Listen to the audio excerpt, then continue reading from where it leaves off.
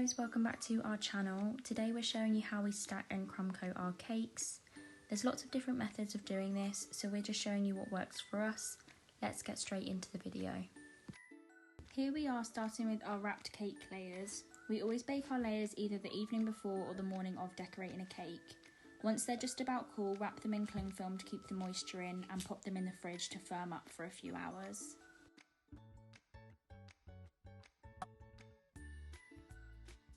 We never cut the tops off of our cakes. We always bake them low and slow to make sure the tops are soft and level so we don't have any wastage.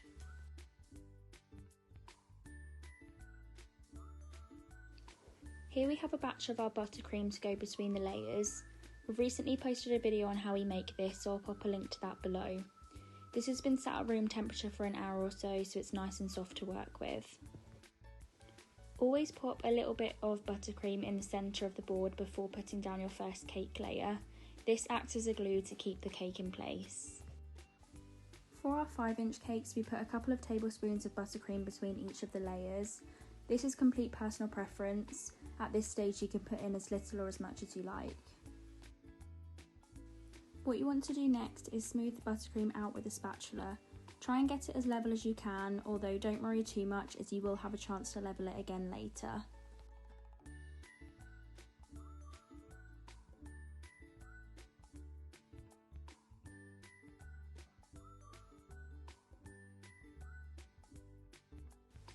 When we add wet fillings like jam or lemon curd, we like to make a little dip in the middle of the buttercream to put it in.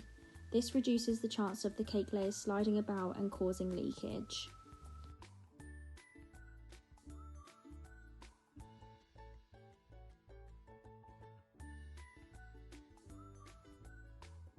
After you add your filling, place your second cake layer on top.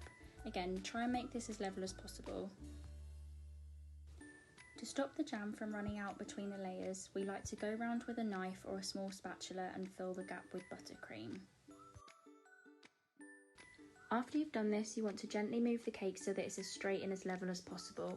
We're about to put this in the fridge and it will be a lot harder to change this afterwards. Pop the cake in the fridge like this for around 15 to 20 minutes. The reason we do this is so that the buttercream becomes hard and it allows us to work on the next layer without the bottom one moving or spilling out.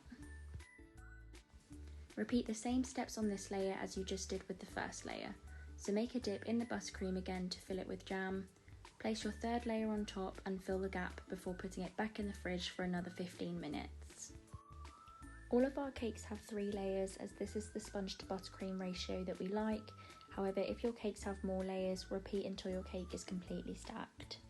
Now the cake is set in the fridge, we can work with it without worrying about the layers moving. Here I have some of our buttercream from earlier. We put it in a separate bowl as we don't want to mix the crumbs into the big batch that we have. At this stage we want to make the buttercream a little looser than what we were using to stack the cake. You can either add a tablespoon of water or you can heat it in the microwave for about 5 to 10 seconds. We always start by putting a couple of spoons of buttercream on top of the cake and using a spatula to spread it around. You don't need to start at the bottom or the top, just make sure that everywhere on the cake has been covered.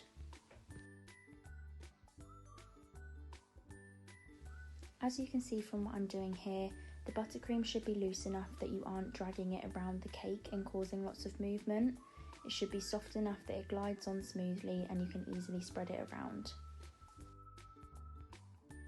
You only need to be applying a thin layer of buttercream when doing a crumb coat.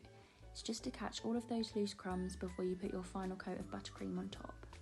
Once you've done a thin layer around the whole cake, use a scraper to go around the sides, smoothing it out and taking off any excess. Personally, I love using a metal scraper as I find it easier to work with, but anyone will do the job.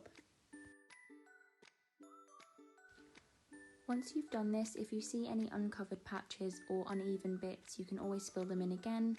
I use the buttercream I've taken off the cake previously as it's already filled with crumbs. Do a final scrape to remove any excess and then it's back into the fridge for at least 15 minutes before putting a final coat on. It doesn't have to be perfect at all. This is what ours looks like. We hope this video helped. As always, thanks for watching and let us know if you try out this method in the comments.